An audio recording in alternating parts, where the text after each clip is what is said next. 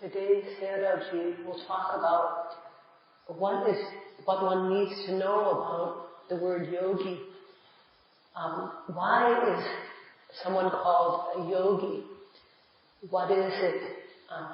What is the reason for this? So we're going to hear today about what a yogi is. So when we work for something, whether it's for ourselves or for others, it's because we hope to get something. We hope to get a result. And the causes need to be fulfilled in order for the results to come about. So, for example, when we work for a living, we work to get money, to get what we need. And so at work we have to work all the time. We can't just goof off the whole time. And if we goof off, if we don't do what's required at our work, and we have to leave, we get fired, then we'll suffer, we'll be poor, and we won't have what we need. So with this idea in mind, here we've come to the meditation center, and we've taken on the role of yogi. So we have to work accordingly. We have to do what a yogi needs to do. We should be interested in our work as a yogi. And besides the time that we have for sleeping, there's no free time. The only time that we can let up on our meditative work is when we're asleep. That's all. The rest of the time we have to be applying ourselves to the yogi's work. So if we want a benefit, on one side, say someone gives us something, and in return for that, they're able to ask us to do something. Okay?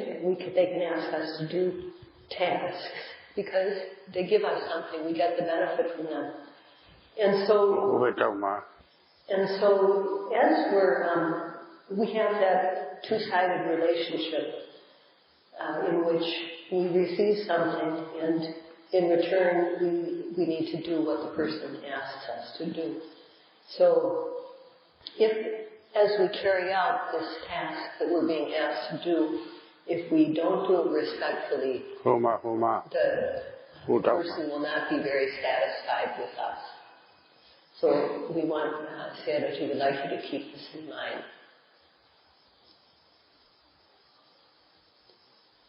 So there may be some people here who have practiced before, and some who haven't. But in either case, what one needs to do now that we're here is to practice in accordance to the instructions of the Buddha with care and respect, so that we can understand what it is we're doing here. Sayadaw would like to talk about what it is to be a yogi.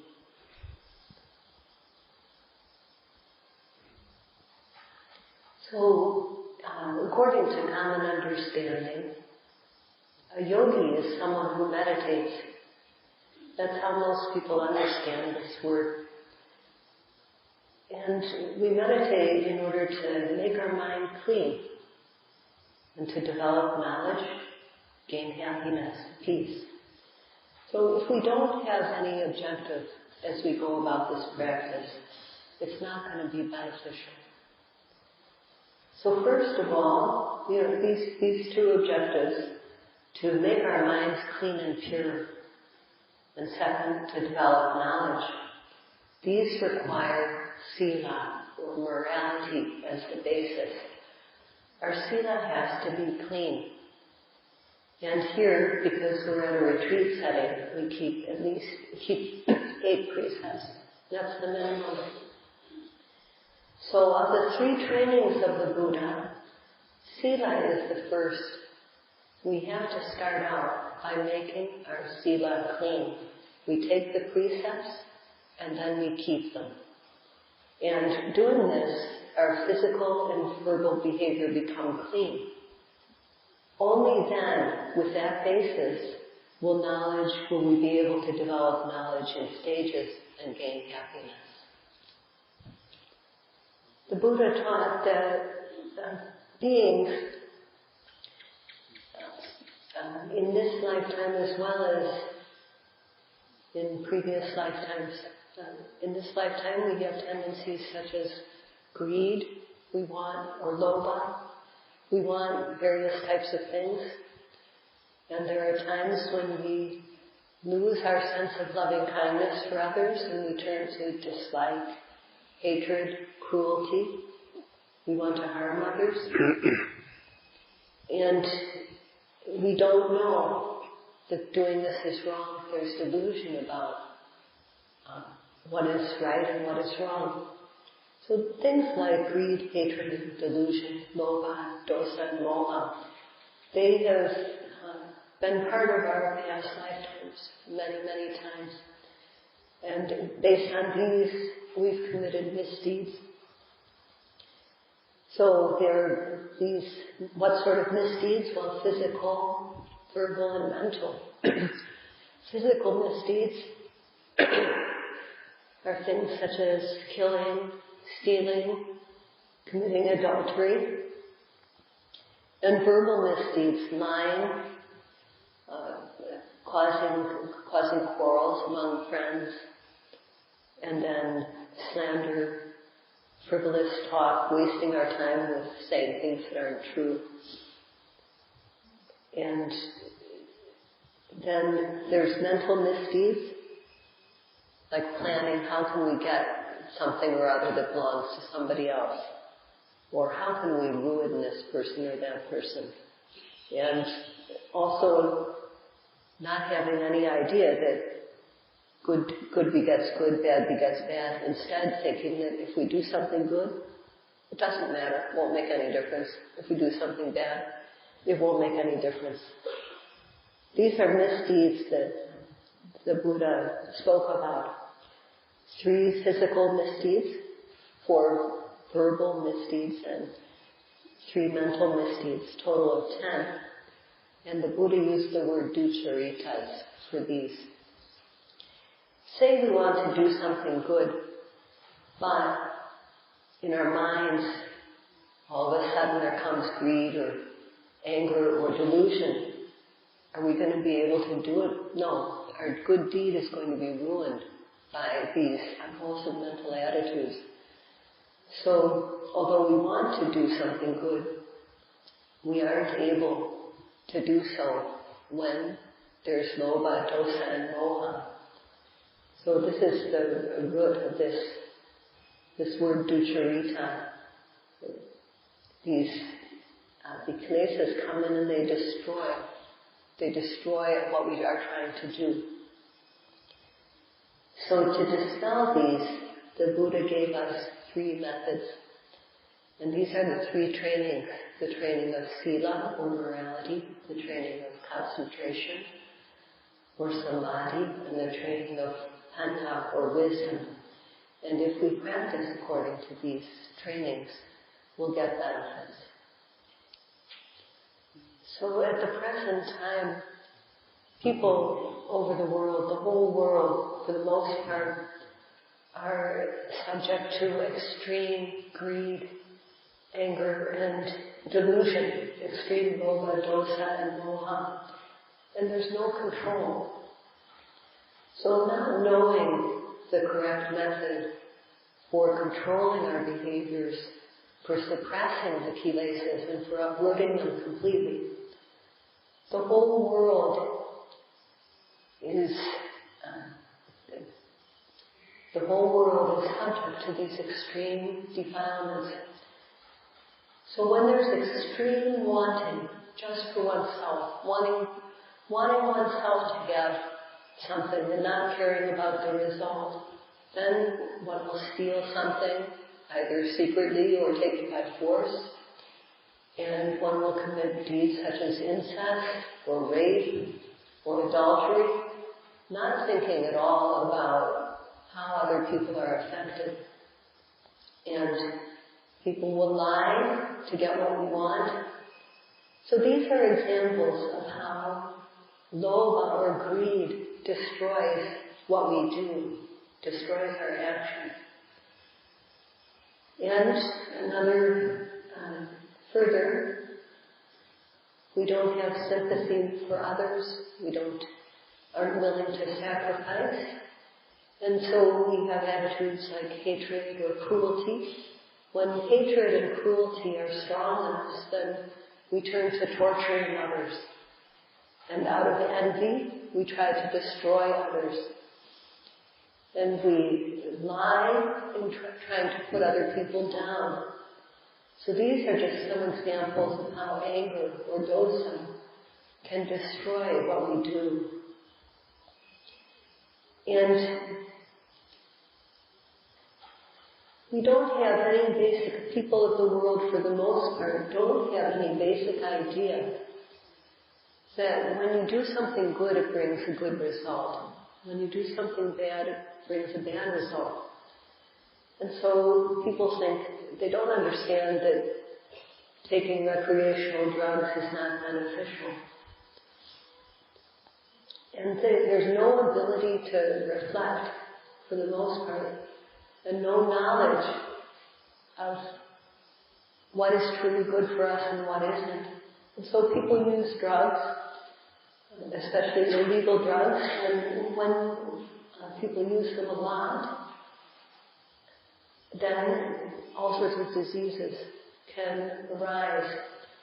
And further than that, the use of drugs, illicit drugs and alcohol, causes many problems socially, and these are difficult to solve.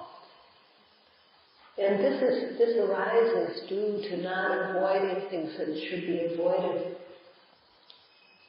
So the people of the world, for the most part, are subject to these extreme emotions, extreme feelings. And there's control by law, of course, and it does some good.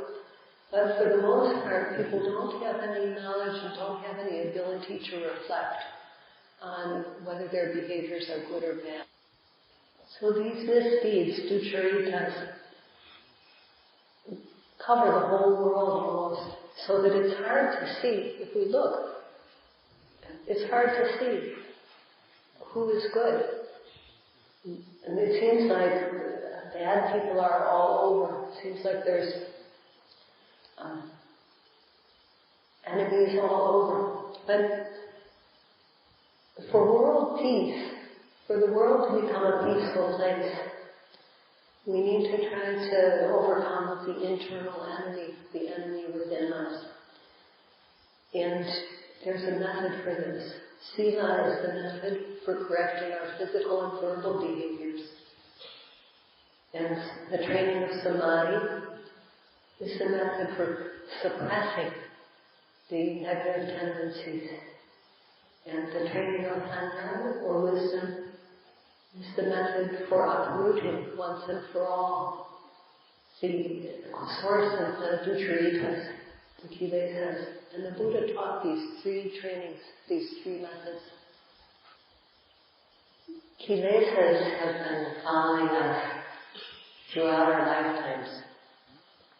And there's three kinds of kilesas. One is vitikkama kilesas, or transgressive kilesas.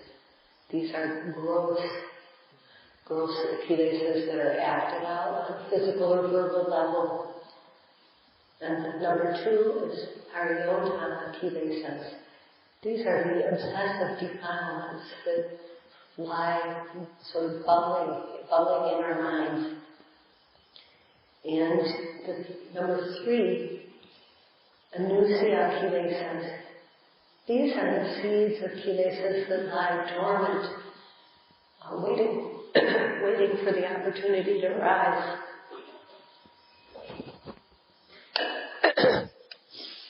And as there's three levels of kilesas, there's three methods for getting rid. Each level of kilesa has its respective method by which it can be cured. So the sila is what overcomes the transgressive defilements when we take away kilesas. And the training of samadhi makes our mind pure and clean. So it overcomes the obsessive kilesas. It controls them. And the training of panya, wisdom, or the development of Vipassana knowledge, is what uproots the seed of the kilesas that lie dormant. And so these three methods were taught by the Buddha for the three types of kilesas that need to be discarded. So that we take on our kilesas, those which prompt us to harm others, to make others suffer. The Buddha taught that we should avoid these, not do them. And simply by avoiding them, we could overcome this level of kilesa. And just now, when we took the precepts, we recited Paṇḍitā Sayadaw, Sikkhapadam Samadhiyami. We undertook the precept to refrain from killing, and undertook the precept to refrain from stealing. So we've taken on the sila, and then overcomes and we take them on kilesas. So if one avoids these transgressive acts and controls oneself, one's physical and verbal behavior become clean. And no one can find fault with that. They're free of blame. The mind is yet to be controlled. But as far as our physical and verbal behavior goes, we have gained lovable behaviors through taking a sila. So deeds such as killing and stealing, physical deeds, or verbal deeds such as lying, harming others with speech, when we avoid these, one thing that helps us avoid them is Kiriya and Ottama, not wanting to perform misdeeds. Sometimes one controls oneself out of sympathy. One considers, well, I wouldn't want that to be done to me, so I won't do it. And sometimes one reflects on these qualities of Kiriya and Ottama, being ashamed to do something wrong, because it's like getting dirt on oneself and being afraid to do something wrong. So sometimes these are the qualities that one develops as one keeps sila, the qualities of Kiriya and Ottama, and also the quality of being sympathetic for others. And when we control ourselves and refrain from physical and verbal misdeeds, we keep our behaviors clean and pure, and also others don't suffer.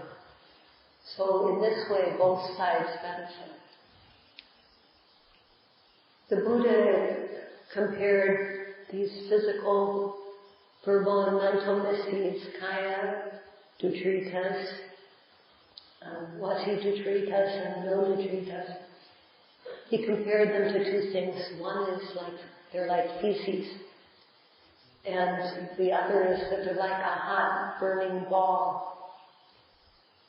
So most people won't want to pick up feces because they're disgusting. And if you think about picking up feces, then you won't want to do it because you'll get your hands dirty, and you don't want that bad result. And if we also see a hot, burning iron ball, we won't want to pick it up because the fear of getting burned. So both of these things,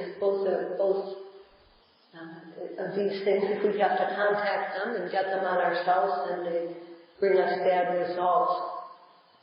And this is the way that one who avoids misdeeds views them with disgust, which is Kiriya, and with fear, which is Ottama. So when one has these qualities of Kiriya and Ottama, disgust and shame for doing something wrong, and fear of the bad results of doing something wrong. And one will find it easy to avoid doing ducharitas, to avoid misdeeds. And if we avoid misdeeds, our behaviors become lovable, delightful to others. And as soon as we stop doing misdeeds, we instantly have clean behavior. So we get that benefit, and others also don't suffer due to our acts.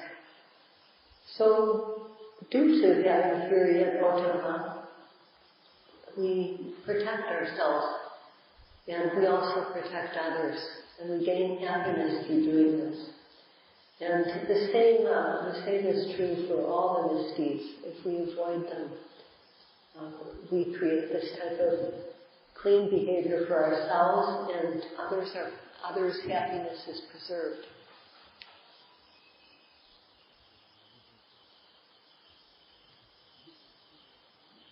If we don't avoid physical and verbal misdeeds, then our basic cleanliness of behavior is gone.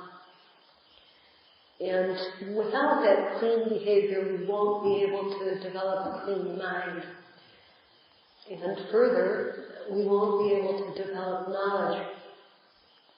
Only when our sila is clean can our mind be clean. So we have to have the understanding that when we do something bad, it brings a bad result. We have to trust in this. We have to believe in this point. And if we take on the training of sila, then our behavior will be really clean. It will be refined, cultured, and peaceful. And when we remember how we've controlled ourselves because of our observance of sila, we'll be happy. And also our environment will not be harmed.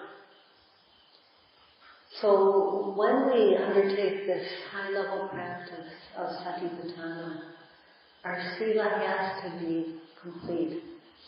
And we each have our own sila. Lay people have their sila, lay precepts, and monks have their sila. So whatever our respective sila is, it has to be clean. It has to be without a break. So sila is compared to a mouth. So when we want to eat, our mouth has to be open. And if we don't have any mouth, we're not going to be able to ingest food. Or if we have a sore on our mouth, we might not be able to open our mouth wide, and we might not be able to get enough food. So if we can't get enough food, our growth will be stunted, and our health will be affected, and we can get disease. So similarly, sila is compared to a mouth as far as this practice is concerned. So just like we have to have a mouth that is open, and we have to have a mouth that is free of sores when we want to eat food. So too, our sila needs to be present, and it needs to be clean. Because only then will we be able to ingest the food of samadhi and wisdom. Only then will we be able to put these trainings into our mouth. So, Sayadaw asked the yogis to understand this point and to have a good, healthy respect for your sila and to keep it.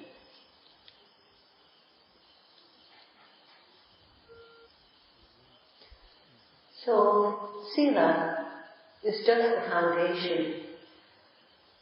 However, in developing knowledge, it's extremely important. If we don't have that as the base, samadhi and wisdom won't develop. Just like if we don't have a mouth, or if there's a sore, we won't be able to take in the food that we need. And so too, if one doesn't have sila at all, then there won't be any chance for developing samadhi and panya, concentration and wisdom. And if one has it to some extent, well, one may be able to develop samadhi and panya to some extent, but these will be stunted. These won't be developed to their full potential. So, although we keep our sila unbroken, if we don't control our mind, all sorts of mind states can come up. We might want to kill, we might want to harm, or we might want to take something, we might want to commit misdeeds sexually, we might want to lie or use drugs. All these types of desires, unwholesome desires, can arise in our minds again and again throughout our waking hours.